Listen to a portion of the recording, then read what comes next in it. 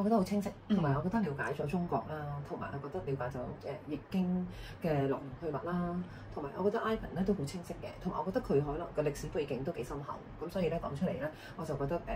容讓我哋唔係淨係知道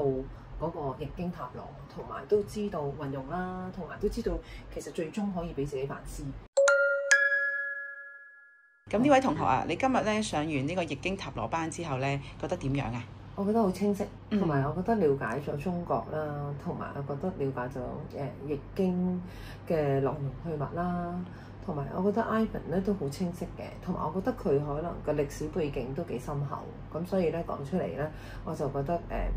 容讓我哋唔係淨係知道嗰個易經塔羅，同埋都知道運用啦，同埋都知道其實最終可以俾自己反思，同埋點樣行動嘅一個方向咯。咁今日咧，你亦都問咗一啲好多關於你自己啊公司嘅問題喎。咁透過副牌咧，有啲啟示，你有冇拎到一啲乜嘢嘅指引啊咁樣啊？有啊，揾到應該係最好嗰個方法咯，即係如果要做嗰個方法比較好啲咯。咁咧有啲朋友咧會唔知道，咦抽牌其實個準確度啦，咁其實頭先亦都抽到一啲關於過去啦或者現在嘅狀況，咁呢啲亦都可以俾我哋睇到，其實個準確度喺邊度啦？你有冇咁嘅認同啊？我覺得